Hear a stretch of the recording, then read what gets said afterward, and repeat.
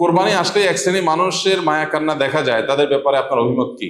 কোরবানি আসলে যারা মায়া কান্না করে, অর্থাৎ পশুর প্রতি মায়া দেখায় যে এতগুলো পশুকে একদিনে শেষ করা হচ্ছে, তারা জানেন কিনা যে প্রতি বছর শুধু কোরবানিকে ঘিরে 1,00,000 কোটি টাকার বেশি লেনদেন বাংলাদেশে হয়ে থাকে। এক সময়, আজ থেকে 15-20 বছর আগেও আমরা দেখেছি যে ইন্ডিয়ান গরু ছাড়া আমাদের দেশে কোরবানির যে চাহিদা সেটা পূরণ করা যেত না। বাজারে ইন্ডিয়ান গরুতে সয়লাভ থাকতো, কিন্তু এখন আলহামদুলিল্লাহ কোরবানিতে এই যে লক্ষ লক্ষ পশু জবে করা হয়, লক্ষ লক্ষ পশু জবে করা হয় এবং শত শত নয় হাজার হাজার কোটি টাকার যে লেনদেন হয়, একটা দেশের অর্থনীতির জন্য এটা যে কত পজিটিভ এবং গুরুত্বপূর্ণ এবং ইতিবাচক দিক, সেটা বোঝার জন্য অর্থনীতির ছাত্র হওয়ার দরকার নেই। আমরা দেখি যে আমাদের দেশে এখন আমাদের কৃষক ভাইয়েরা বিভিন্ন পর্যায়ে মানুষ গরু ছাগল নিজেরা ব্যক্তিগত প্রচেষ্টায় পুষে খামার করে এই পরিমাণ উৎপাদন বাড়িয়েছে যে এখন আর ইন্ডিয়ান গরুর উপরে আমাদের কোরবানির বাজার নির্ভর করে না। এই ক্রেডিটটা কোরবানির অনেক ক্ষেত্রেই, কারণ কোরবানি যদি না থাকতো তাহলে এরকম ব্যক্তিগত পর্যায়ে এত পশু পালনের মানুষ উৎসাহী হতো না। অতএব যারা কোরবানি আসলে পশুর প্রতি মায়া কান্না করে, তারা আসলে হয় জ্ঞান পাপী আর না হলে অর্বাচীন। তারা কোরবানির পেছনের যে অন্তর্নিহিত বিশাল অর্থনৈতিক গুরুত্বপূর্ণ ভূমিকা আছে আমাদের দেশের জন্য, শুধু অর্থনৈতিক ভূমিকায় না, এর পেছনে আরো অনেক কিছু আছে। অনেক গরিব প্রান্তিক জনগোষ্ঠীর অনেক মানুষ আছেন যারা সারা বছর নিজের টাকায় গোশত কিনে খাওয়ার মতো সামর্থ্য তাদের খুব একটা থাকে না। তাদের শরীরে আমিষের যে ঘাটতি আছে, এই ঘাটতি পূরণ করবার ক্ষেত্রে কোরবানির ভূমিকা অপরিসীম। অনেক ক্ষুদ্র ক্ষুদ্র উদ্যোক্তা আছেন, ছোট ছোট ব্যবসায়ী আছেন, যে অনেক বিধবা আছেন যে 2-4-6টা ছাগল তিনি পালেন, 1 বছর পালার পর কোরবানিতে বিক্রি করে যে লাভ হয় তা দিয়ে তার সংসার চলে।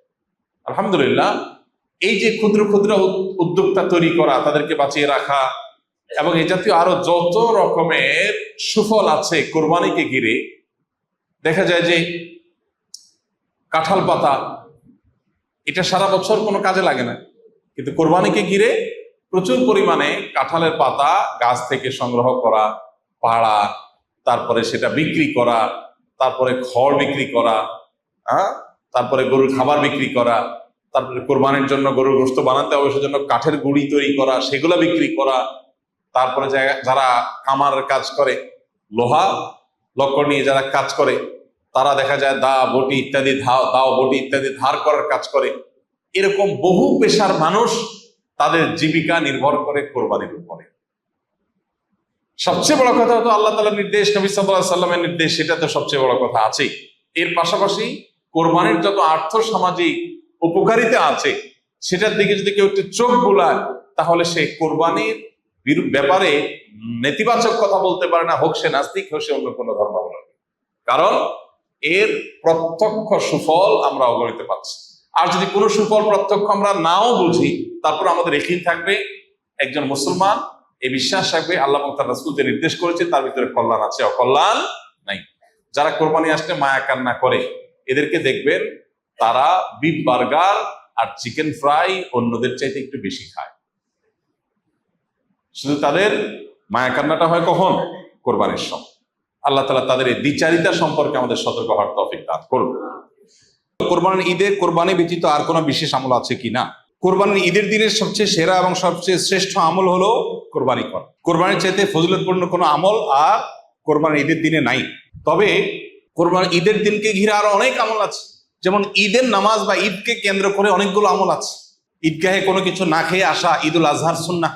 দিনের প্রথম খাবার কোরবানির পশুর গোশত থেকে খাওয়া, এটা আরেকটা সুন্নাহ।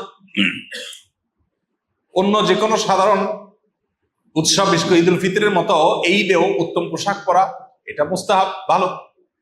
গোসল করা, সুগন্ধি ব্যবহার করা, এগুলো সব ঈদুল ফিতরের মতো এখানেও সুন্নাহ বা মুস্তাহাব। আর স্পেশাল আমল যদি বলেন, তাহলে কোরবানির ঈদের গোশত দিয়ে দিনের প্রথম খাবার খাওয়া, এটা হলো কোরবানির পরে আরেকটা স্পেশাল আমল, যেটা ঈদুল আজহার জন্য বিশেষভাবে খাস।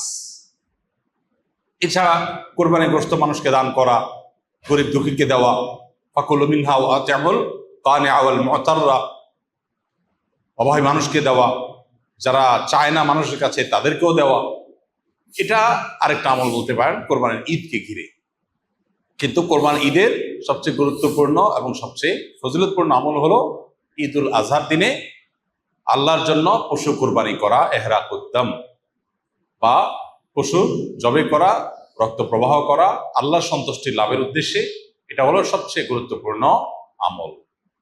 আল্লাহ তাআলা আমাদেরকে আমলের তৌফিক দান করুন। আস-সুন্নাহ ফাউন্ডেশন, উম্মার স্বার্থে সুন্নাহর সাথে।